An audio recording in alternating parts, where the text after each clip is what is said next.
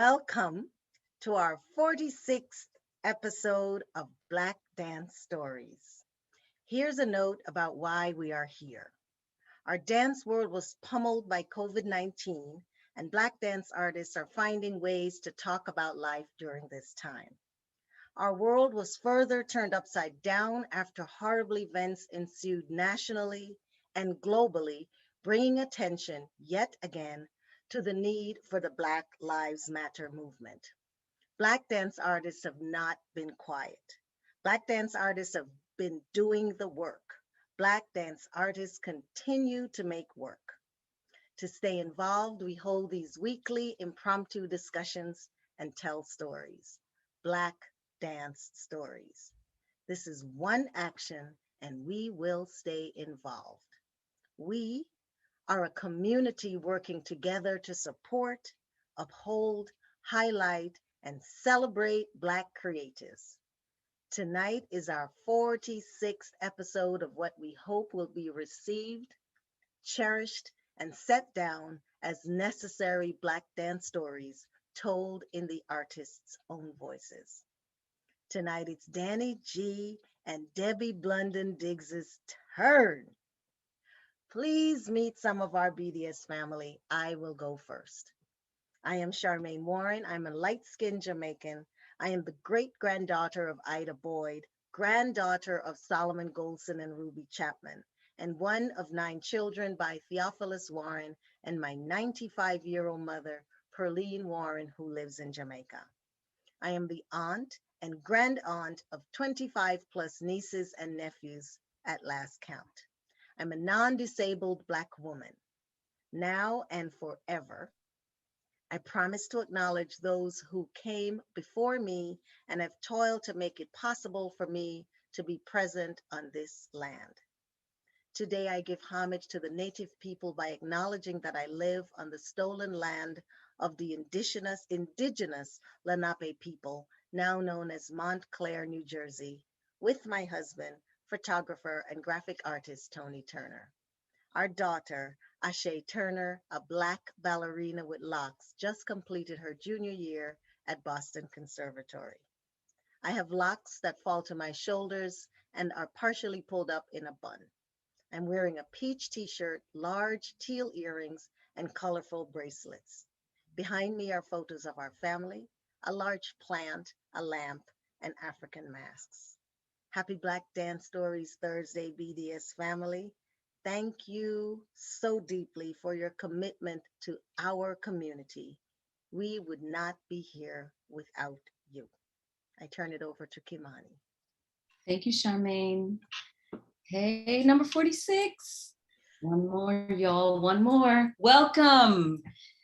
In Gloria Grimes' word, delicious, delightful dancing night. The importance of acknowledging our familial and dance legacies is an essential tradition. And in keeping with the tradition, I recognize my Indigenous brothers and sisters as a first step in moving toward action. With profound respect, I honor and acknowledge the Lenape, whose stolen land I am zooming from, currently known as Harlem. I am a Black, non-disabled woman, and I live with my 10-year-old son. I'm sitting in my dining room surrounded by white walls. I have golden hair with close natural curls. I'm wearing a Black sleeveless dress with a white top underneath. I have Black Tree of Life big round earrings. I am the granddaughter of Lucille and Melvin Madison, and on my paternal side, Gwendolyn Allen and Simeon Fowlin. I am the daughter of Ronald Augustus Fowlin, Jamaican warrior and gourmet chef, and Anne Fowlin, rebel and Renaissance woman. I dance because of them all. My son Tamayo, visual artist and poet, keeps me present as I witness this growing, beautiful boy. I'm in awe of his amazing talents and his blossoming spirit. And with that blossoming spirit, I turn it over to you, Makita. Thank you. Happy full moon, everyone. I just want to remind everyone it's okay to rest. It's okay to give grace and love and rest, especially during an energy that is really heavy like a full moon. My name is Makita Lily Nwabumkosi Margie Rose Roney. I am in this human experience as an able-bodied Black, Indigenous American woman. Pronouns she, her, hers, and they, as I stand with and I am my ancestors and spirit team. I come from a long generational line of artists and energetic intuitives, both on my maternal and paternal lines, the Love Roni line, which extends out through so many amazing, powerful, beautiful names, people, and ancestors that I send my love and gratitude to every day, even by just being here and by living this life. I am the daughter of Nia Love and Antoine Roney, sister of Kojo Roney, Zipporah Roney, and Takwazi Love, all of us beautiful, powerful artists. I live in Harlem, New York, which was respectfully and harmoniously occupied by the unceded Lenape. I am a life, body, soul alchemist in which I turn ethereal matter into what we call dance, movement, poetry, art, and whatever else my soul is called to channel and express love, light, and truth. I am sitting in my loft bedroom on a love seat. Behind me is white walls and a bookshelf with some plants and books and things. I have my hair out in natural curls, and I'm wearing a rose, a shirt that has roses on it, and I have a Hamsa necklace on. So community is such a big part of Black Dance Stories. And so we want to know who's watching tonight. Please like this video, drop some comments in the chat, say hello, where you're watching from. Feel free to engage, ask questions, and share love. Also, please follow us on our social media. Our Instagram is at Black Dance Stories. Our Twitter is at BLK Dance Stories. Both of the Instagram and Twitter links should be in the chat, as well as the description box of this video. And most importantly, please subscribe to this YouTube channel, to our YouTube channel. We have a huge goal of making it to 1,000 subscribers, and we are almost there. We've been saying that this like so many times, but we seriously are. We have like 925 people that have subscribed, and we're almost there. So please subscribe, share with your community. We also have a subscriber Sunday on Sundays, and so look out for that on our social media, as well as if you're a part of our newsletter, a day where we illuminate our amazing community and encourage more people to be a part of this growing, beautiful community. We always just thank everyone so much for your continual love and support. So without further ado, everyone grab yourself some wine, some water, some tea, what your cup of happy is, and let's cheers to Black Dance Stories. Cheers. Cheers. And I pass it to Mama Kimani. Thank you, Makita. So first I want to say our hearts go out to the people in Surfside, Florida, where there was a huge building collapse. So we send healing and best wishes for the recovery. I also want to say that, as you know, our BDS team will continue to stand in solidarity with our sisters and brothers all over the world, with all those who want an immediate end to racial violence and systemic racism. Please do your part. And with that, I turn it over to Charmaine. And I'm grabbing it and holding on to it. Oh, thanks. Team BDS family. All right. Makita and Kimani are going to leave for a little bit, but they will be back. And we thank you all for hanging in there with us. Yes, it is time to bring our very first guest. Our first guest, Sister Danni Gee. Come on into the box, into the room, into the place. Yes. Pray tell, what are you doing? Pray tell. How are you, Charmaine? Hello, Black Dance Stories community. Come on. Hey, cheers to us. Cheers to us. Yes.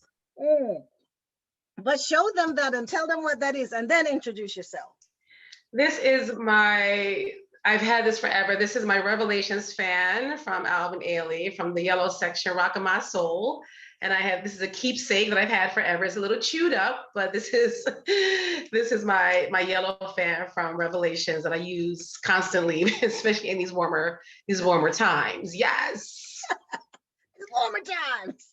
Introduce yourself, sis, and tell them whatever you want to tell them. Absolutely. Thank you, Charmaine, for having me. Before I get into my introduction, I would just like to take this moment to honor someone we just lost recently, my dance sister from Philadelphia, from Philadelphia and Alvin Ailey, is Deborah Chase Hicks. I dedicate this episode to her memory and her legacy. And I just wanted to take that space to say that for her and her family and her loved ones and her extended dance family. So for Debbie. So I am Danielle Leona G, casually, formally, informally known as Danni Gee. That's my nickname, and that's all I go by is Danny. That's my nickname. My mother calls me Danny. My beloveds call me Danny. All my friends call me Danny. Everyone knows me as Danny. I am currently situated here in Harlem at a friend's. On the unceded land of the Lenape people. I do live in Washington Heights, also the unceded land of the Lenape people. I am in a white room, a dining room of my dear friend Dewan Wilson's, and behind me is a print of a library in Sweden. I believe it's in Sweden, yes. I'll go right to the description of myself first. I am a light-skinned Black woman with sandy, natural hair, just beyond shoulder length, is swooped to one side. I am wearing green cat eye frames that frame my hazel eyes, and I'm wearing silver earrings, dangly earrings with a green ball at the end. I have on a blue infinity necklace, and I'm wearing a floral kimono that was designed and created by my dear friend Stephanie Allen, and I have on a white tank top underneath. And yeah, so that's what I am wearing, and that's what I look like. And I'm also wearing a nice purple lip on my lipsticks. Yes, but I am the daughter, it's been an amazing journey. I'm still finding out some of my family legacy lineage, but I am the daughter of Karen Michelle Lewis G. Giles and the late Leon Elbert G. I am the sister of Nikki G and the aunt of Olivia and Madison G. On my maternal side, I'm the granddaughter of Lily and Claude Lewis and the great-granddaughter of Amelia and Depew Williams and Susie and Walter Lewis. On my dad's side, I am the granddaughter of Edwin Zeke Allison and Marie Cannon. And my great-grandparents were Edmund Smith Allison and Willie Elizabeth Smith Allison. And I'm reading that because I've only just become familiar with the relatives on my father's side. My dad met his real dad, his biological dad, late in life. And I just connected with my aunties on my dad's side, I hate saying half, but his sisters by his father just recently. And crazy enough, they're both dancers. His two younger sisters actually, they're both dancers, one of which is Shine, son, who knows everybody in my dance scene, and it's just amazing. But going back even further, my great-great-great-granddad that I'm just discovering, his name was Henry Smith, and I'm going to read this because I don't want to get this wrong. He was born a slave or an enslaved individual in Emporia, Virginia, and upon his release, his freedom, he became a farmer and a distiller in Greensville County, and he was self-educated. Upon his release, upon his freedom, he amassed an estate of almost 1,000 acres and was able to purchase Murray Oaks, which is the farm that he was born onto, and he purchased it from his former owner, which blew my mind and is still blowing my mind. He was able to supplement his income from his farm and by manufacturing brandy and whiskey. He married 3 times, and so my great-great-great-grandmother was his 3rd wife. He was the father of 17 children. And he ended up representing Greensville and Sussex counties in the Virginia House of Delegates from 1879 to 1880. And he passed away in 1901. So he went from an enslaved individual, human being, to running for office and serving in office. So I'm learning more about that, and part of, you know, my Black dance story, my Black story, and I'm so excited to learn more. But yes, my Black dance story. What is my Black dance story? So my Black dance story started in Southwest Philadelphia. Once we moved there with my mom and my dad, she still lives in Southwest Philadelphia in the same house I grew up in. And I think, you know, my mother always wanted to be a dancer, but, you know, childhood, there was poverty, and unfortunately, she was never able to achieve her dreams in that realm. And so she poured her dreams of being an artist into myself and my sister.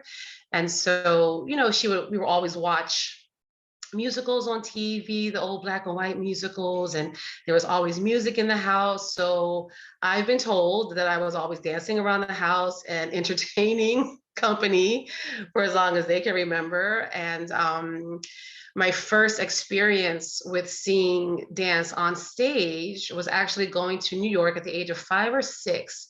It was a church trip to see The Wiz. The Wiz, okay? With Stephanie Mills and of course Andre DeShields, who miraculously, fast forward, I got to present on stage at my current role as a producer at SummerStage, and also become great friends with the great George Faison. But yes, it was The Wiz that I believe really piqued my interest in becoming a performer and an artist. And so came back home and just craving all things dance, music, entertainment. Subsequently saw Timbuktu with Eartha Kitt as well, also in New York, on Broadway.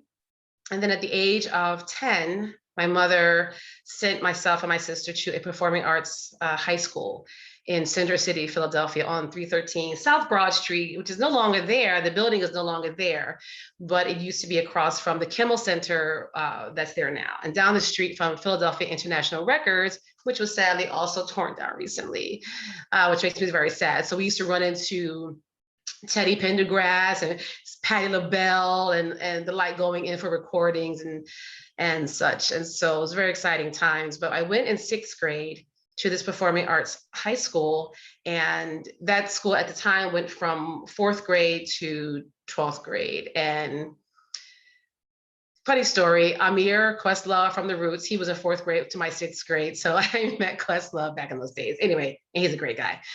6th grade, I start at this performing arts school, and there was a teacher there that taught dance, Miss Carla Washington, and I hadn't declared my major as a dancer yet. However, in 6th grade, we were able to take all courses, and there was a period in the afternoon where we all just came together in the room, and she would just show us movement. Most of the kids really weren't interested, but I clearly showed an interest, and she saw something in me, in my 5'4", pot-bellied, flat-footed self. She saw something in me that she wanted to mold, and she did. And I'm so thankful for her, because if it were not for Miss Carla Washington, I believe in calling out our angels along the way, I would not probably have had the career that I've had. And so by 7th grade, I declared my major as a dancer and started formally taking ballet. We had a Graham class, and some of our teachers were from Pennsylvania Ballet. Now I think it's being called Philadelphia Ballet. And so what got me, and our school was predominantly white students. My sister and I were there on partial scholarships. It was a private small academy, maybe 100 kids in the school at a time. And so predominantly a white school, fine, you know, all good, but there were a sprinkling of us Black kids. And one of those Black kids happened to be the beautiful, exquisite Evelyn Watkins. And she was 2 years older than me. She was in my sister's class. And she was already a professional dancer with the Philadelphia dance company, Philadanco. And prior to that time, I had not seen concert dance. I didn't really quite know about Philadanco. And after about 2 years at the school, she came to me and said, I think you should come and audition. They're having auditions for the summer program at Philadelphia, which back then was called the training program. And so I was 14 and I looked up to Evelyn so much, and maybe I had a little girl crush on her as well. So I wanted to be Evelyn. She was everything that I aspired to be as a dancer, physically. Just she was beautiful. She is beautiful. And so yeah, that summer, I guess it was 1983, if my math is correct, I took myself over to 9 North Preston Street and with a bunch of other young people auditioned for the Philadelphia Dance Company's training program. And prior to the audition, of course, in walks Miss Joan Myers Brown, the legendary Joan Myers Brown.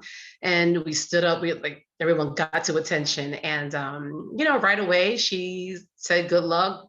If you get into the program, don't waste my time. And that was the beginning of a beautiful relationship with she and I. And I was in the program. And I remember her always remarking on my big legs. I've always had, big thighs, but, thick thighs save lives. But yes, I stayed in the junior company for a year, or the training program. And within about a year, she invited me to start also taking company class. And at this time in Philadelphia's company, oh my goodness, Carlos Shorty, Corbett McNeil, Wendy Tucker, of course, Kim Beers, who is now the artistic director of the company, and Elena Anderson. Come on, Elena Anderson, who's the mother of Gray DeVore, who is now in Ailey now. But I would stay after class and in the classes and watch rehearsals. And they will be in rehearsals with, Jean Hill Sagon and Harold Pearson and all these people. And so after about 2 years of both being in the training program as well as taking company class, she finally said to me, okay, I want you to join the company. So I think I was 16. And, at that time we had a who's who of dance teachers, everyone from Faye Snow, Pat Thomas, Denise Jefferson, Milton Myers, Jimmy Truitt, Pearl Primus, Celia Moreno, Dolores Brown. I mean, it really was a who's who of teachers that we had. And then once I started learning choreography, Jean Hill Sagon, Tally Beatty, Milton Myers, and on to Elisa Monte. And my debut with Philadelphia was actually, ironically, at Damrosch out of doors at Lincoln Center. That was my first performance. I was still in my teens. And subsequently started, getting noticed and made my way up to a leading dancer in the company. And I graduated high school, started at Temple University. I had been awarded a full 4-year scholarship to Temple University for journalism, and came out after a year. I only stayed a year. It was just too much to try to juggle dance and my studies. And so it was fortuitous. Of course, my mom, she was worried that I wouldn't make it as a dancer. Of course, all parents worry about what are you going to do with yourself? And luckily things worked out. And so I stayed with Philadelphia, just again, gaining notoriety, leading in many ballets across the years. And in 1991, which incredibly that I'm on here with Debbie Blunden-Diggs, and I performed in the International Association of Blacks in Dance Conference in Dayton that year.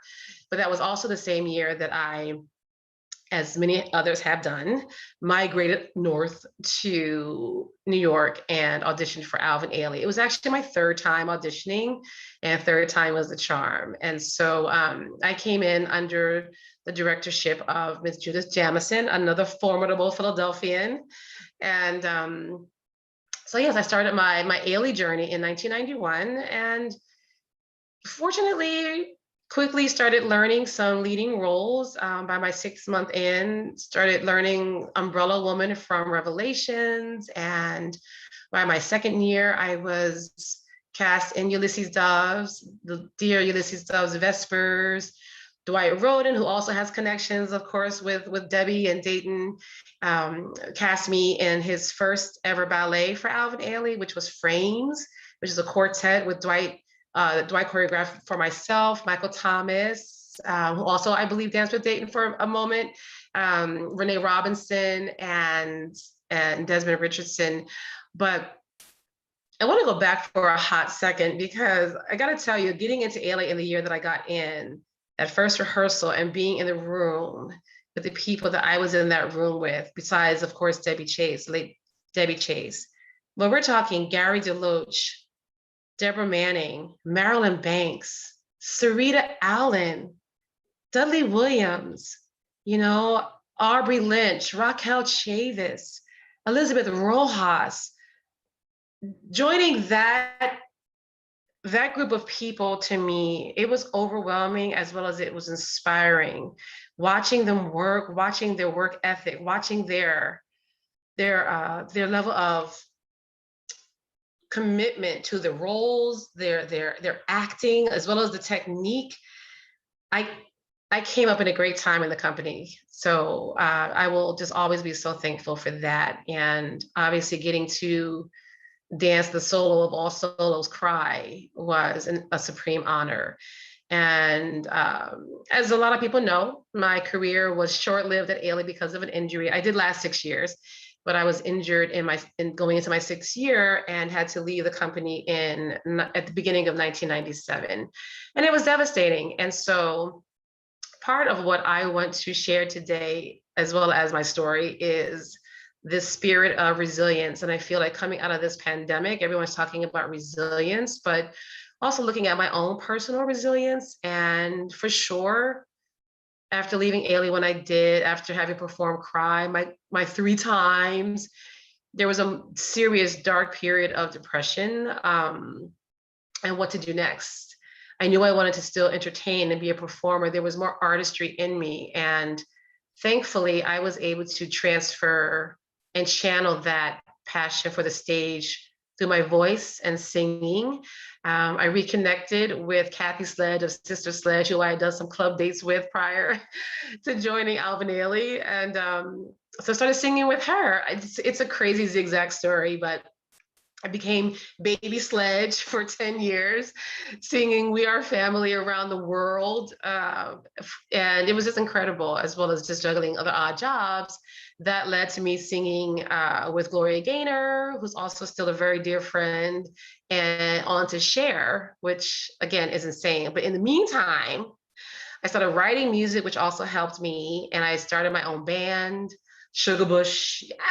It's a rock band that based here in New York, and just have fun with it. You know, Ailey was already a huge cherry on top, and then exploring music was just another avenue of my artistry. And it was music that honestly brought me back to dance. Once I joined the New York music scene, the motley crew of individuals that I became friendly with, family with, I was seeing one of the people in that group, a young man named Freedom Radley, who we had a moment together. But years later, he became the theater director for SummerStage, Central Park SummerStage. And long after we had stopped dating, we were still friendly. And so in 2006, I had just gotten off a 3-month tour with Gloria Gaynor and Kathy Sledge and Casey and the Sunshine Band. And I came home and was really looking for work, and get a phone call from Freedom Bradley asking me what I was up to. And I said, looking for work. I was doing some background work on movies and temping and just any odd job I could. And he said to me then, they're looking for a new dance curator for SummerStage. And interestingly enough, I had danced on SummerStage in 1993 with Alvin Ailey. Maybe some of you remember that performance. It was packed. We did Shelter by Jawale, Winter in Lisbon by Billy Wilson. I forgot to mention Billy Wilson. And of course, Revelations to, thousands of people. So of course I knew about SummerStage. And so honestly, I had never done any kind of administrative work behind the scenes.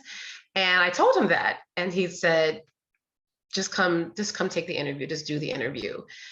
And so I threw it up to the universe, and I went and I interviewed with the great Alexa Birdsong, who was the then artistic director. And I was very honest with her and told her that I didn't have any experience as a curator, but that I knew a whole hell of a lot of people and had a lot of, relationships still with many people, choreographers and dancers. And that if she gave me the opportunity, I would give it 1,000% and do my best. And then when she told me what it paid, when she told me what it could pay, I then said, well, if that's all it can pay, then I need to be able to continue working as a musician as well. So when I told her that, I thought I had blown the interview. But lo and behold, she called me the next morning and told me that I had the job. And for the next year, she mentored me and showed me the ropes on curating.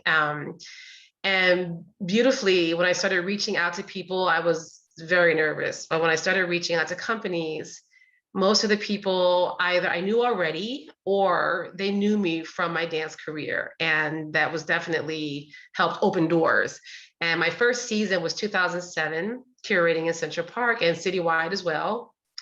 And on my first season was, of course, Philadelphia. I had to call Mama Joan, come help out your girl. But it was Philadelphia, Complexions, Contemporary Ballet, Parsons Dance, David Parsons, and there was a fourth one that I'm blanking right now. But opening for Philadelphia was the newly formed Camille Brown and Dancers. I had been watching her work. I've been watching her perform, obviously, with Ronald K. Brown. Oh, Evidence. I'm sorry. Evidence was on my first season. How could I forget Evidence? And I reached out to Camille and I got her number through channels. And I said to her, I really want to present your work. And she's like, well, I don't really have a company. I don't really have a name for the company yet. And I said, it's okay. I just want to present your work. So she opened for Philadelphia. And obviously the rest is history. How much do we love Camille? So proud of her. But it has been an honor and a privilege to be in this position to these past 13, 14 years, present not just dancers of color, but Black dance companies. And it has been my mission to give the SummerStage platform to Black dance companies. And from Iquil Shahi to Tommy Wahi to Maria Bauman to Urban Bushwomen to Alvin Ailey's of the world to Camille, Kyle Abraham up in Harlem, Complexions. It has really been an incredible privilege and journey. And you're still doing it. Yeah, right? You're still doing it. Thank you, Charmaine. And Charmaine, dancing on the lawn. Oh, right. I forgot about We partnered that 1 year in Red Hook. Yes. Oh, Right. Danny. Well, but of course, it's time to bring in Sister Debbie. Yes. I know you all have more to talk about. Come on in, sis. And I'll tell you some of your friends are here, and I'm going to hold one name until the end for you, Sister Debbie. But Elizabeth Zimmer is here. Marcus, our tech person, is signed on too. Joan Finkelstein is here. Jennifer Serenity is here, and there are more people. Hey, Joan. Monique Martin is here. And Debbie, Sister Debbie, Diane McIntyre, your Ohio sisters here.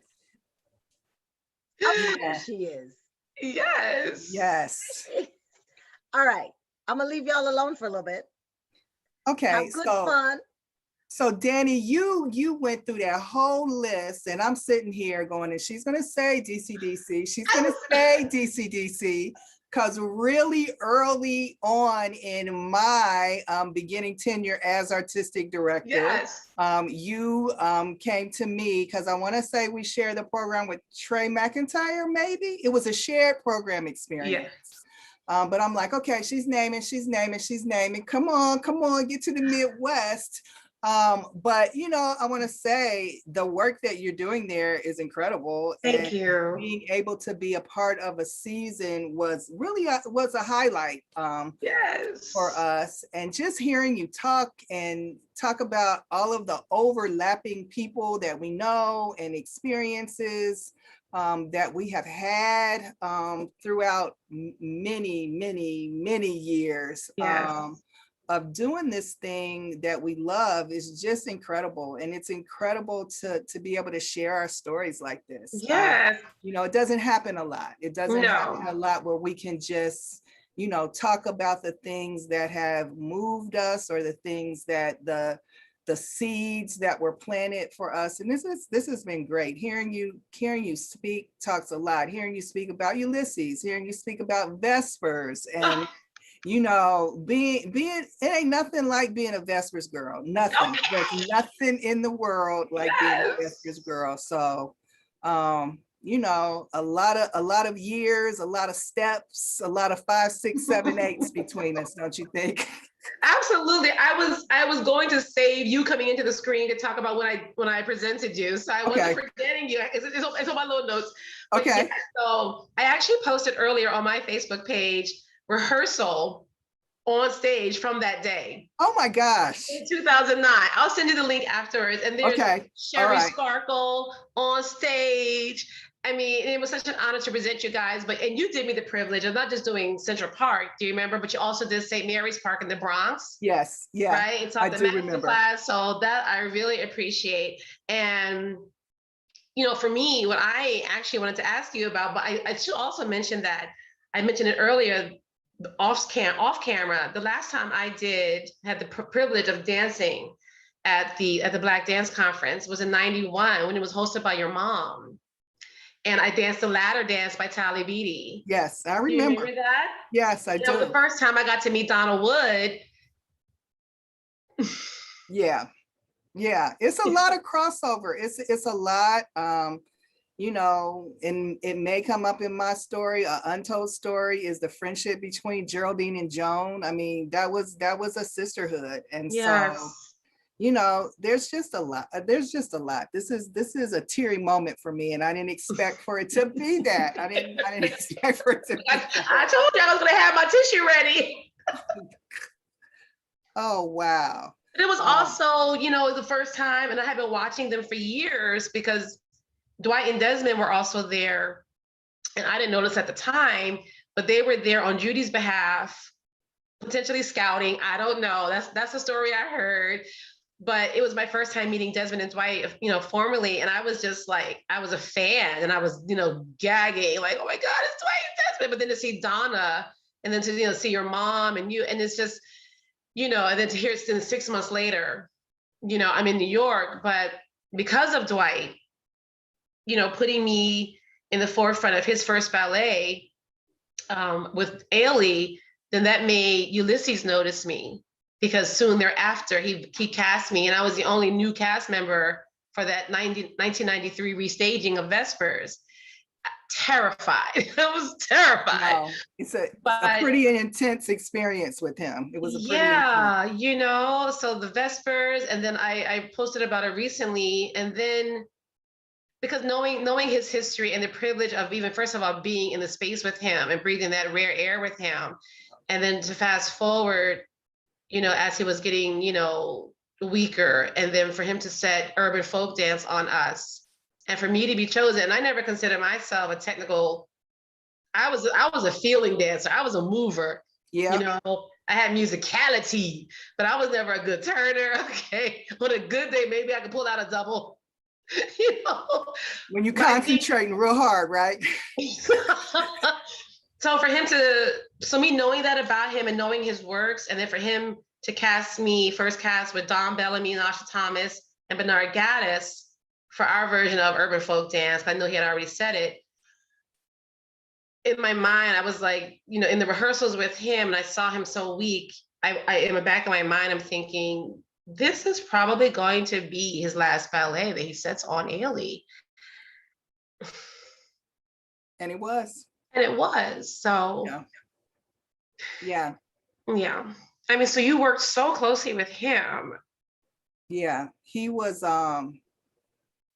probably the game-changing experience for me in my dance career. You do the thing that you're trained to do, but then you get in a space with him and you do this other thing with the training that you have. We talk about it here all the time. When he originally set Vespers, two things. It was the year that Dwight left the company. So when Ulysses came here to set the work, he originally came to set a work that had men and women. Oh, wow. We had just had end of the year evaluations and negotiations, and we sort of had a mass exodus of people wanting to do something different. And so probably 4 or 5 of our strongest men were leaving the company at that time. And Dove said, Geraldine, well, you know, I don't know what you want me to do. I can't do what I came here and planned to do. And, you know, she did what she did in her way. She pulled him to the side. She's like, you're here. You're here now. Go back to the hotel, regroup, and the dancers will be here and we'll start tomorrow. And that was Vespers. And out of that, Vespers was born. And we worked, I mean, I've never been in a residency that long with the choreographer. He was here for 30 days. See, they don't get that anymore.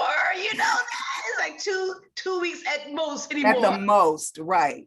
30 days, only him and us. And actually, he set the second section first. He set the second section first, and then he went back and set the duet on Sherry and Shauna. But it was, you dance and you do the thing and you do, dancers we do what people tell us to do. That's how we're trained. That's right. What we've done. But I often think back on my career, and being cast in that work and working with him for that time was life-changing for me at that point as a dancer artist. I think it's when I stepped into the realm of being a dancer artist, and not just a dancer. Yes. For me, I think it happened for me a little bit before that, back in Philadelphia. Well, first of all, you can't dance in Philadelphia and not step up. I mean, Aunt Jones don't play that. Exactly. Even in rehearsal, you're full out until she tells you to mark. Okay, first of all, kids. Right. While she's asleep, giving you notes after she's dropped her head. Both her and Geraldine had that special sense. We could be rehearsing. They're asleep. The music goes off. They lift their head and they give the note, and the note is right. And you're going like, what just happened here? And so for me, it was, I was so desperate to dance for Gene Hillsagon. I loved his ballets, and then watching them whirl around the room. And when I got to Danko, I was still a little chunky, chunk. You know what I'm saying? And he really was. He'll always say to me, "I need to see the bones. I need to see the bones." And I guess eventually I got there. Started trimming down and getting more professional, I guess, looking for what he wanted. And he finally invited me in to start learning some steps. And it was myself, and I think Elena Anderson had left by that point. Like Jeanette Howard, also out of DC. Them kids, honey, them DC kids. What? Yeah. And I think that was when I was growing into my own, as well as, Aunt Joan, Miss Brown started putting me out front in a lot of the ballets. And so I just felt like I'm going to have to come with something different each time, because this audience is going to be really bored if I come out here doing the same thing, the same face each and every time. And because, as you know, with Danko, it could be 7 ballets a night. And if you're the lead in 6 of those, which I'm saying I was, and that's not even bragging, that's just what it was. That's just what it was. You got to come with something different. Yep. So you got to be in Dreamtime by Elisa Monte. You got to be that wooden creature, or whatever that Aboriginal creature, or you got to pull up and rag a bone. You got to be on the ladder doing Good Morning Heartache, or you got to be, Virginia Johnson in La Valse. You know what I'm saying? You gotta. Right. And that, to me, was the genesis of, I believe, of my artistry that served me well at Ailey. And it served you very well. You were a beautiful dancer. I really enjoyed watching you from afar. Really. Thank you. Yeah. Hi, Vespers girls. Hey. Y'all, the chat is carrying on about that story. And I think this person's name is Ray is here. Michael Green is here. And Halifu Osumare is here. Yes, we got the kids. Yes. Kids, got the kids. Got the kids. Sister Danny. Don't go too far, you know. See you in a minute. Hey, Sister Debbie, come on into the box and introduce yourself. Okay, now I got to round back up on myself after that exchange with Danny G. But hey, cheers with me. Cheers. Oh, cheers. Oh, wait, Cheers. cheers. Round back up on yourself. Okay, so let me round back up on myself right quick. So my name is Debbie Blunden-Diggs. I am a able-bodied African-American brown-skinned woman. I reside in Dayton, Ohio, which is in the Midwest. And Dayton actually occupies the unceded land of the Hopewell and Adena people. I am the granddaughter of Charles and Juanita Blunden, as well as Elijah and Winifred Kilborn. I am the daughter of Charles and Geraldine Blunden, one of two children that they gave to this universe. I have a brother by the name of Derek Blunden. I have a husband who I've known almost most of my life. I've known him since I was 17 years old. We've been married almost 32 years old. The fruits of that marriage are Alexis and Lindsay Diggs, both beautiful, outstanding, young African-American women. I am seated in my office at the Dayton Contemporary Dance Company. Behind me, you see marquees, some of the work that DCDC has done. I'm seated on a red couch. I have on a confetti-colored sweater with you can't really see it, a black tank top underneath and some purple rimmed glasses and silver hoop earrings. And I am grateful and humbled and excited to be here on Black Dance Stories. And I want to say thank you for the work that you do and the stories that not only we get to hear, but the stories that we have heard from other people. This is just really, really amazing. As I was listening to Danny talk, I'm like, oh gosh, my Black dance story can go in so many different directions. But I think a direction that is very important to me as I navigate this road is that you heard in my lineage that I am the daughter of Charles and Geraldine Blunden, and Geraldine Blunden is the founder of the Dayton Contemporary Dance Company. So 53 years ago, almost, we're going into a 53rd season, she sat around a kitchen table with her husband and her parents and some other friends and put on a piece of paper a dream that she imagined. And so as I think about that, I think about the words of Martin Luther King, be true to what you say on paper. And Dayton Contemporary Dance Company is the truth of what she put on paper so many, many years ago. Being a part of this vision just by my DNA alone is something that's very magnificent and very, very special for me. I tell people I was dancing in vitro. I didn't know that I was going to dance. I didn't know that at my age, I would end up in this incredible gift of a job that I get to do every day. But I was born of parents who the dream was what was important, and accomplishing the dream, making the dream happen, not just putting it on paper, but making it happen. You know, I talk about my dad a lot as the silent partner of Dayton Contemporary Dance Company, because without his, I don't know, without his buy-in or without his embracing her dream, it probably wouldn't have happened in the way that it has happened. I will say I have to give some credit to my husband in the same way. If he wasn't behind me, beside me, in front of me, and carrying me sometime, the way that I now envision this dream wouldn't be able to happen. So, I want to say thank you to not only Charles Blunden and Raymond Diggs, but to all the many silent partners, whoever they are, sisters, mothers, partners, whoever they are. Those people are as big a part of this dream as anybody. Being the daughter of the founder, and a founder who has transitioned on, we lost Geraldine much too early. She died in 1999 at 58 years old. Gives space and place to existing in a space in real time of legacy.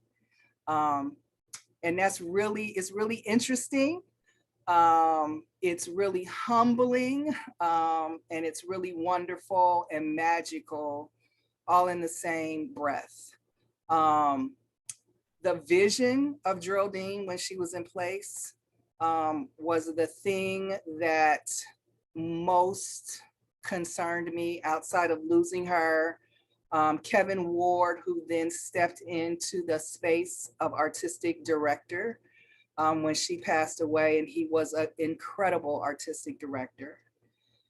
He and I both, knew that we could understand what happens operationally day by day. We knew how to audition and pick a company. We knew how to keep a repertory company going and keep the pieces true to what their natural intention should be. But we had several conversations about the vision. How did Geraldine know that she wanted The Road of the Phoebe Snow by Tally Beatty, as opposed to asking him to create a new ballet? How did she know that was going to be better or best for the company at that time? And so, as time went on and we struggled and we made mistakes, and many of them we did make, we started to understand those words again: be true to what you say on paper. And so as the vision started to be directed by Kevin, we entered into sort of a new world of the kind of ballets that were created and set on the company here. It's where we came in contact with Chawule, Shapiro and Smith, Doug Verone. Before Geraldine passed away, we got the opportunity to perform Mr. Ailey's Streams. And so that kind of vision and that kind of work from a company situated in the Midwest, where people think they're only cows and cornfields, is really magnificent, and it's really magical, and it speaks to the legacy that she built and the legacy that we were able to step into after we lost her. Kevin Ward served as artistic director here for 8 years, I believe, and Kevin is a magnificent creative. Not only is he an incredible dancer, he's an incredible pianist, he's an incredible choreographer. And so all of those gifts were left and got to come to fruition in this space. And I was able to not only bear witness to it, but be a part of it in a very special and unique way.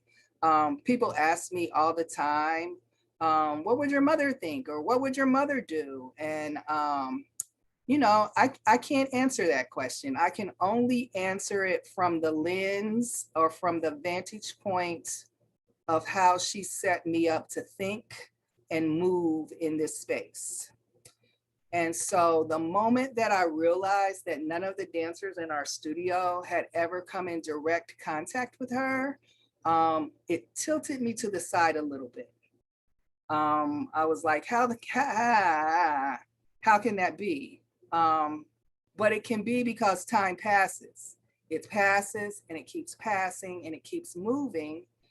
And the thing about living in a legacy is that I believe that it is my job, or whoever is sitting in this space or place, to be able to keep the connections live.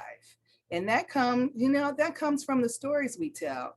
It was really interesting when Danni was just talking about, she had to understand and learn, if she was going to be out there for the majority of the programming in a concert, that she was going to have to understand inside herself how to bring it, and how to bring it in a different way every time she took the stage. And that is the magic of being a part of a repertory company, where you're not just dancing the works of one person all evening. In a repertory company, you have to be an artist that speaks many, many languages, and speaks many, many languages well. And I think that the magic and the connection that Geraldine and Joan had is that's how they put their companies together. And they really had a really, really special bond. And, watching Philadelphia in tandem with DCDC at the same time, we were both a part of this ballet organization called Northeast Regional Ballet Association. It's now called Regional Dance America. The only two companies of color in that organization. And I must say, every year in adjudication, we were placed on the gala performance, and we took the house down every year in a traditional world based of a ballet company. So that respect and that kinship, even amongst the dancers, grew and grew and grew. And now, as we move through the spaces and interact, International Association of Blacks in Dance, every year we have the conference, and we get to come to a space and a place together, and experience the world through our lenses together, is a part of that legacy that's being built, that not only Geraldine left behind, but that Joan is creating. We heard Danni say that Kim Beers is now the artistic director. Kim grew up, we were, watching each other dance coming up. And so all of these special, special places, I don't know, just feels like a gift and a present that we get to open up every day. I will say there is a challenge to living in a real-time legacy space as the daughter of the founder. The further and further the organization gets from the actual founder being in place, the conversation about legacy, the emotional conversation about legacy gets to be a little diluted for me. There are some things that happen and some decisions that are made, and, emotionally, I feel like, how dare you? This is my mother's company. You can't do that. But legacy actually operates in an emotional space, not necessarily in a legal space. And it's very interesting. But still, at the end of each day, we all show up here to create the most magic with this art form that we can create, to move as many people in the audiences as we can move, to create this energy and this dynamic that just allows us to exist in a way that is special. And so, I have an equal passion for athletics. Both my brother and my husband were both incredible, incredible athletes, as well as my oldest daughter. And so people are really, really astounded when they hear me or see my passion for athletics in the same way. As I said earlier, Raymond and I have two children. One is an athlete and a creative, and our youngest daughter is actually a dancer and a creative. She's an incredible mover. So what I have come to start to say out loud in many conversations and many situations is that dancers are some of the most incredible athletes on the planet, because that's what we are. We're athletes. We don't get the opportunity to be paid like athletes, but we do. The physical prowess that we have to demand, that is demanded of us on a daily basis, is kind of unparalleled. And so to have been a part of this thing, and you know, and DCDC is the biggest part of my thing. But certainly there are other dance experiences that I've had. I am quite a fan of musical theater, and probably if I could sing, I would have tried my hand at that also. But as I grow and as I mature in this space now as chief artistic and producing director, what I am interested in telling Black dance stories is the collaborative way that those stories can be told. Collaborations with musicians, with spoken word artists, with cooks in the kitchen. I mean, I'm a true collaborative at the deepest part of my soul, and learning how to bring that to the stage or to the space. Dance does not always have to take place on a stage. To the space as something bigger than yourself, I think was a very big unspoken part of the legacy that we have the opportunity to live here at DCDC every day. So Charmaine, kind of that's my Black dance story. That's, and like you said, it can go in many directions. And this is just one of the many. Yes. Yeah. You know what I think I might want to ask you? Well, no, not might, gonna ask you is, how are you doing with the dancers now? Because we talked a little bit about it pre-show, this live thing that folks are starting to do. How is that going? You know, it's going. I mean, I think this past 15 months have been incredibly challenging in trying to figure out how to formulate how we do what we do. Yeah. And I have an incredible group of artists here at DCDC who are in it to win it every day. And so there's not much that I ask of them that they're not willing to do at 100% or more.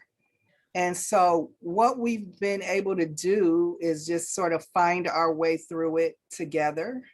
And every time we get to a roadblock or a challenge, we try to figure it out together. I was just talking to my artistic staff, who is incredible, all of which used to be dancers in the company: Crystal Michelle, Carrie Ann Blair, Shauna Hickman Matlock, about coming back into a space of live dance and what does that mean? Mm-hmm. And every time we think we figure it out, we get a new set of directives or a new set of rules that changes the equation.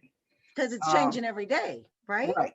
It's changing every day. And so when people say, well, are you going to be back on stage? And how are you going to manage the dancers partnering without masks? I mean, I think I know how until someone says, but, have you thought about this? Or the mandate or the rule is this. And so I think what my patient self says to my impatient self, and they talk to each other quite a bit lately, is that, sis, you just got to step through this and see.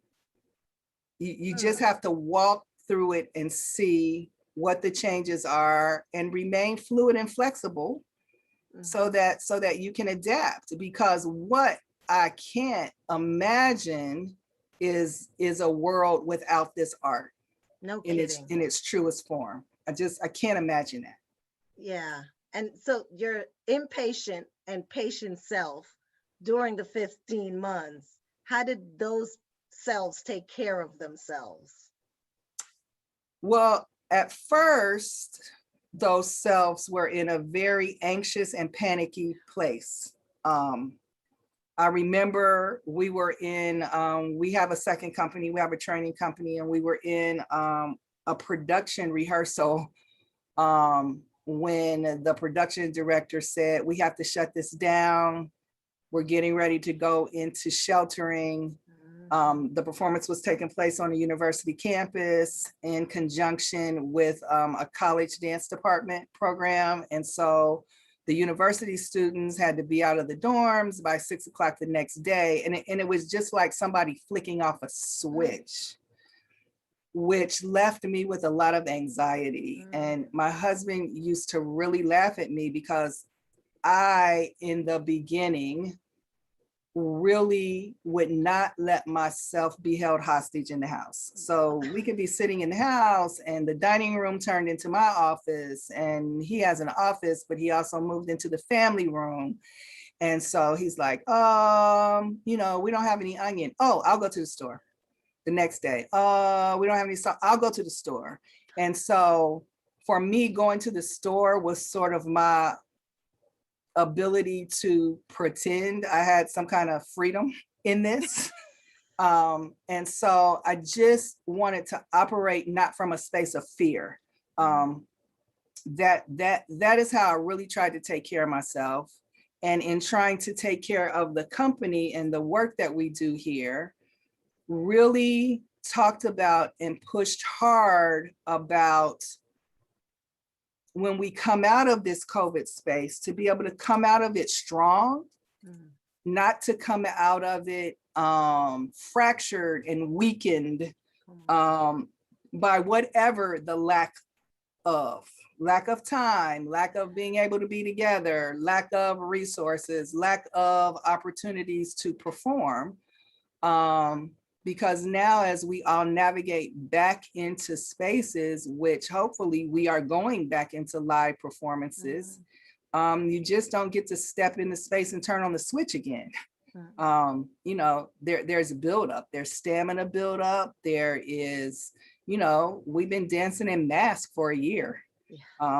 What does that mean? And so just trying to build on the strength that I know exists inside of me, as well as inside of the dancer artist, how we do that and how we do that to the best of our ability in a very qualitative way for our audiences. I'm excited to get back into a live space. My soul misses the energy of being around people. Wait, let's bring Danni in while we're talking about this. Come on back, okay. Danni. And I want to say too, Danni, that and to you, Sister Debbie, that Cheryl Thomas is here and Vincent Thomas, they're both here. But going back to the live space, but before that, Danni, self-care. And do you remember, like Sister Debbie said, when the switch was turned off, and then where are you now that the switch is, it's halfway on, no, 3/4 ways on, right? Do you remember when the switch was turned off? I do. So we usually for SummerStage, we're done bookings by February, mostly for like, of course, all the heavy hitters and main headliners and whatnot. Definitely by the end of March, we're done bookings, or beginning of March. And I had just gone on vacation with my partner, John, and we were just about to leave, and we were starting to hear rumblings of this pandemic situation, or something's going on in the city. So we left for our vacation, and we were in Aruba. We were trying to enjoy it day by day, but we're peeking at the news like, what the hell is going on back home? Are we going to be able to get back?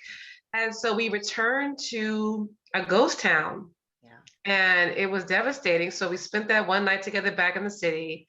And then we went to our respective homes. He's in Jersey, I'm Washington Heights. And literally things just shut down. And as we all know, he and I didn't see each other for 9 weeks because we were too scared to go anywhere. He has elderly parents, as so do I, my mom, and my dad has passed on. But the hardest part for me, I mean, I listen, I've said this every week on my show. I say it publicly. I am so blessed and favored that I have kept employment this entire time. Yeah. And it behooved me to do what I could to put the work out there, virtually get as many people a check as I could during this time and stay strong. I mean, listen to my emotions and honor my emotions, but, you know, stand up for my people. The worst part of it was having to make those phone calls because my season was booked and it was going to be a good season too. Of course it was. So making those phone calls and emails to cancel, and because we were losing sponsorship, the festival, the organization was losing money. So there was nothing we could do. And it was devastating on both sides. I mean, we talk about the artists, and absolutely, because the artists took the biggest brunt, but I started a presenters group, a summer presenters group, just to like talk it through each week, like how we were feeling about it, because a lot of us are deeply invested and committed to our artists and the work. And I mean, listen, I break out crying if I get a rain out. You know what I'm saying? Just be busting out crying backstage. It rained. But to have the community was it. It was just to get together and talk to somebody. Yeah. Yeah. Yeah. So we as run out to the store. Yes. That's Yeah. So it was tough. So we're back. And I was, again, I was able to flex and do several virtual presentations on a shoestring. A lot. Come on, Danni Gee. I reached out to the kids. SummerStage. What was it called? SummerStage Anywhere. SummerStage Anywhere. wow. Yes. Yeah. And so one of the beautiful things, it started with, because I had already booked Creative Outlet and Jamel Gaines for Juneteenth. And it was going to be the first time that Juneteenth was acknowledged by the organization and the festival. And my borough-wide shows typically take place on Friday nights. And so 2020, Juneteenth happened to fall on a dance night. And I was like, I'm doing it. I'm going for it. And we already had program, together, Creative Outlet. And then debuting on the festival was Chris Rudd and Rudder Dance. And so I, spoke with my team, and we decided to just go forward virtually. Mm-hmm. And so I created a program. My first virtual program was the Juneteenth program last year with Creative Outlet. They did the solo hanging tree, which is beautiful. Mm-hmm. And Jamel Gaines is going to bring it. That's right. And that was the salve for your soul. It was. And there was a panel discussion with Hope Boykin, who, all grace to her. I mean, she had to retire from Ailey after her illustrious career without any fanfare because it was a pandemic. So she didn't get her proper goodbye. There were so many dancers that retired last year, Stella Abrera from ABT, and they didn't get their proper goodbyes, or graduates, people graduating schools and things. Right. But so I called her in to moderate the panel with Carl Hancock Rux, poet, vocalist, Jamel, the musician, Marcel Lashley Davies, and just to talk about what Juneteenth meant to them, what they knew about it, and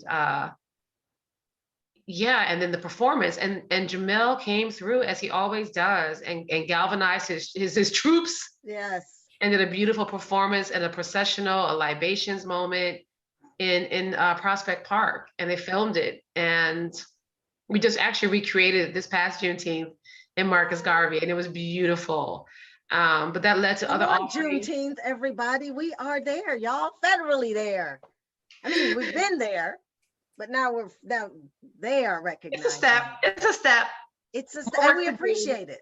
And we appreciate it. It's a step. But it's the care, it's the self-care, yes. Because there's so much going on, and I know you two are holding up a lot.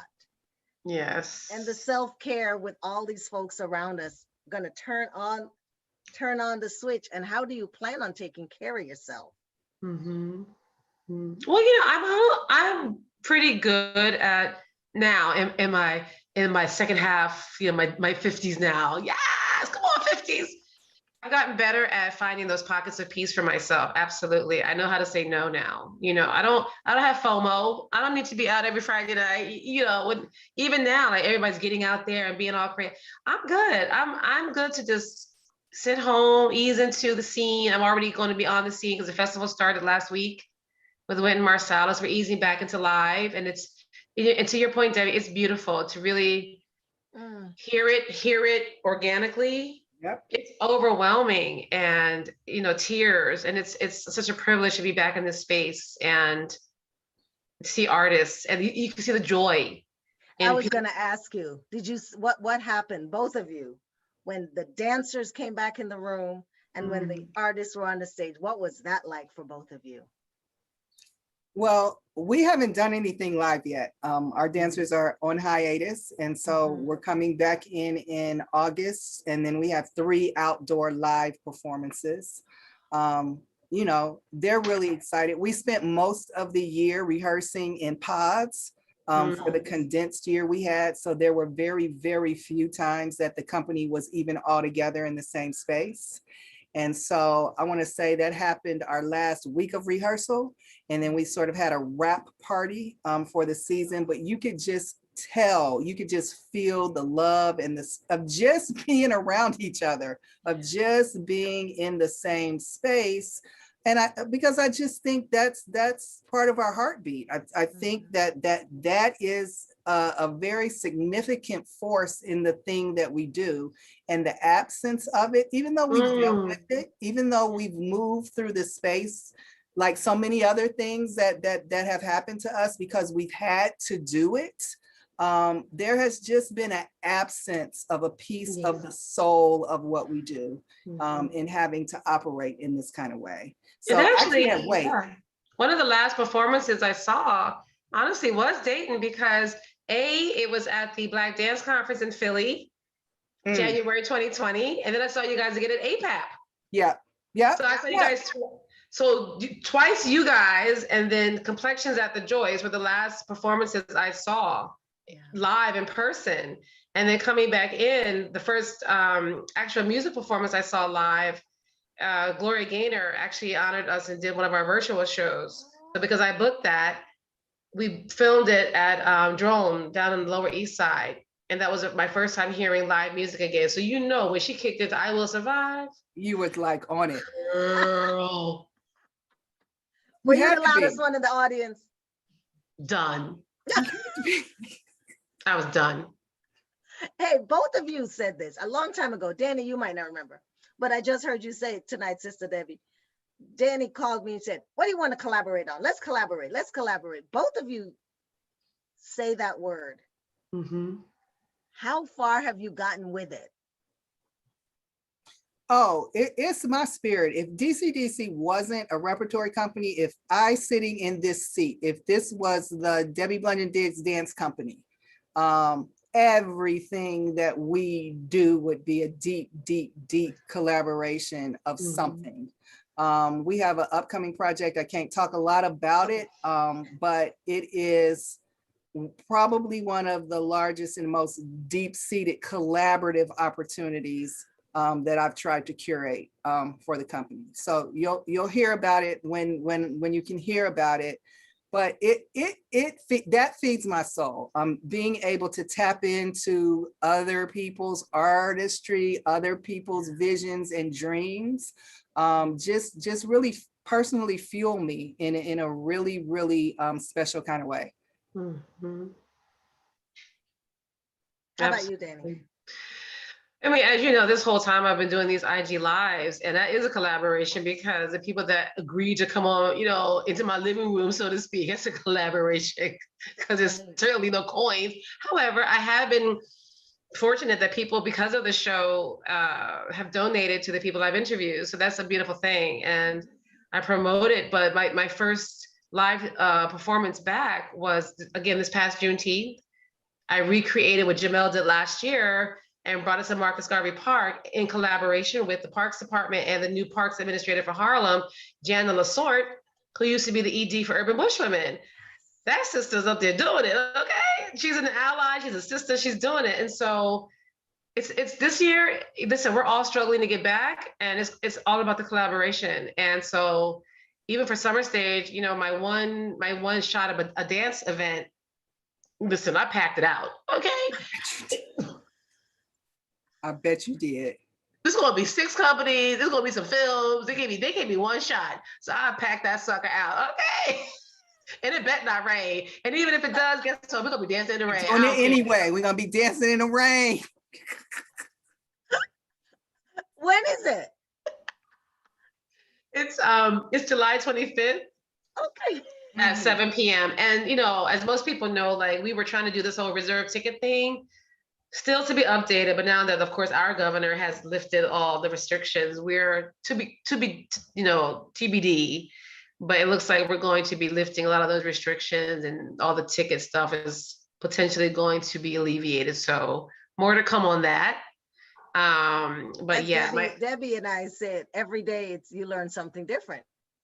You don't have the it's a moving answer yet. target, It's a moving you know, target. and as dancers, we know how to adapt. So we're just kind of like, let's go. So there's a question here. It says her father's account is the person's account. So let us know what your name is. I think it's Ray, but I'm not sure who Ray is. There's still the question. There still seems to be some pressure on arts organizations. What are they doing to ensure their own growth and organization vitality?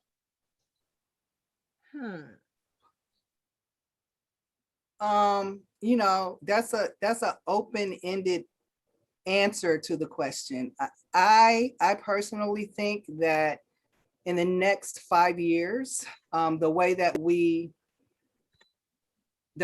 see dance, the way that we encompass dance is going to shift. And I don't necessarily think because of the pandemic. I think that we were headed that way anyway.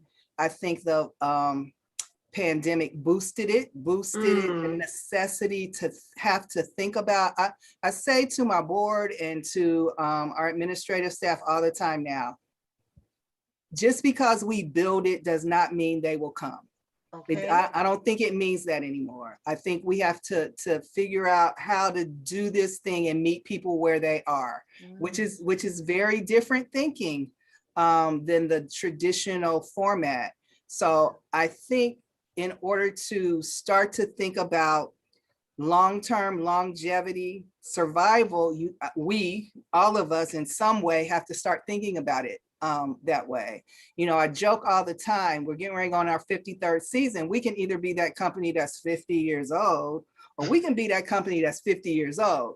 And that's two very different things. And of course, you want to be the latter. You want to be, that's that company that got it going on. They've been around the block a couple times. And so I think, you know, what comes naturally in our training, the flexibility and the fluidity is going to allow us to continue to grow and sort of informs how we will be able to make sure that we have continued success. Yes, for me, it's not about resting on the laurels. Like clearly SummerStage is a known brand, and you just can't take your audience for granted. It's a relationship. You know, you start taking your partner for granted, or, you know, I don't know, I joke about, you know, it's like the wearing the sweatpants around the house, like every day, day in and day out. Maybe during the pandemic, you get away with that because everybody was depressed and sad and like, what the hell is happening? But, you know, it's keeping it fresh. You know, it's keeping it, doing the work, doing the research, getting out there. What choreographer is up and coming? What are the kids? I call them the kids because I can call them the kids now. But what are the kids watching? I mean, we listen, we got to tap into that. We've tapped into this whole virtual world. We can't ignore that now. That's where we were going anyway. TikTok is a beast. These kids are on their phones all the time. And these kids are on their phone all the time. Not all of them, but these are the same kids that we want to be future patrons, future donors, future artists, future, all of that. So we can't ignore that. We can't poo-poo. Not saying that we are on this call, but we can't poo-poo, you know, technology. Right. What the kids are looking at. We got to listen. We can't be those old fogies that are like, well, in our day. Okay. We used to, okay, well, that's nice, but what are we doing now? That would be us. Let's Yeah. talk You know, it's about the always next nice to thing. harken back. We have to always give honor and praise and grace, but we also have to be in the present and the future. Otherwise, we're not going to survive. Mm, mm. Y'all, it's that time. No. Yes.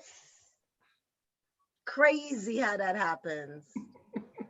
And Sister Debbie, you started saying, my question now is what's coming up? And you started to say something and you can't say it for real. You know, I am first of all, again, being in the Midwest has its challenges. It has its privileges and it has its challenges. And so I'm really trying to, Danny, reconnect with the presenters in the presenting world so that they know that DCDC is still out there alive, offering really, really fabulous programming. So that's the top. And then two projects that we're building. I'll give you the titles of them. One is called the Black Project. And the Black Project kind of connects historically Black colleges and universities with museums in their areas and presenting houses.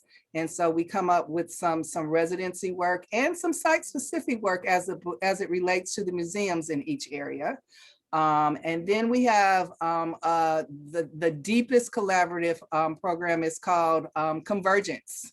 And there is a very incredible sculptor that we're going to be collaborating with, as well as two really wonderful choreographers, and we're building it from the ground up.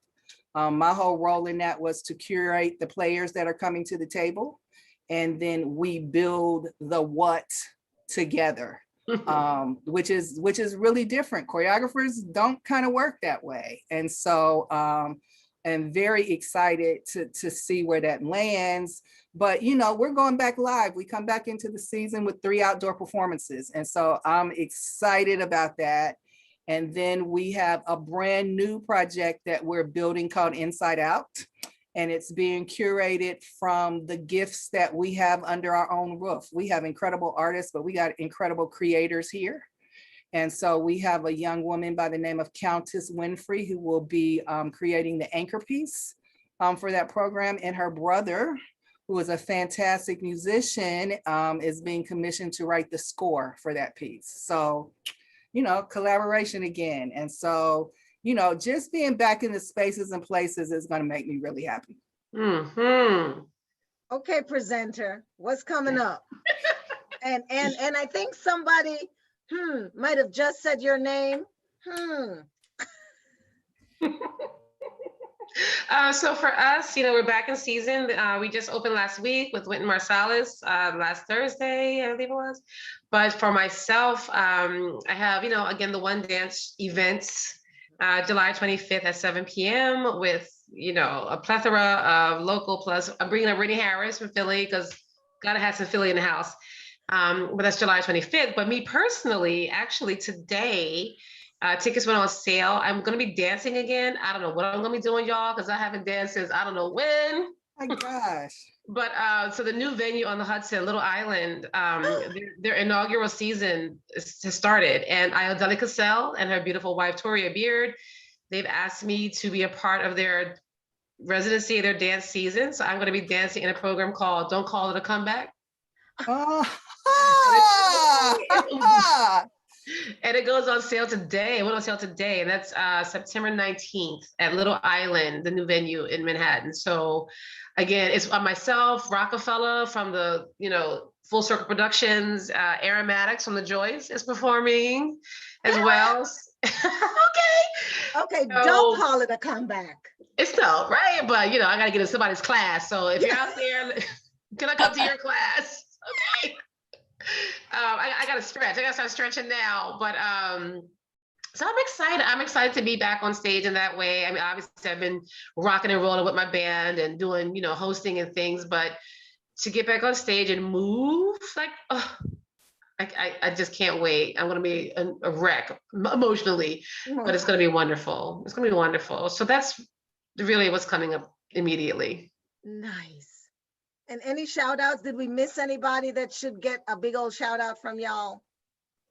I just want to shout out my mama. Of course. I didn't really get to shout out my mama, but, you know, she worked tirelessly at the post office, raising me and my sister up. you know, just sacrificing, working long hours, all kinds of crazy shifts. And I am because of her. I mean, I know I said my other ancestral names, but I am because of her. Thank you. Debbie. I just want to shout out to everybody who makes dance possible. And that's a lot of different people in a lot of different ways. And so, yeah, shout out to everybody Yes. who points a toe for this thing that we do. Okay. I love it. Point a toe. Yes. Okay, on that note, Makita, Yes.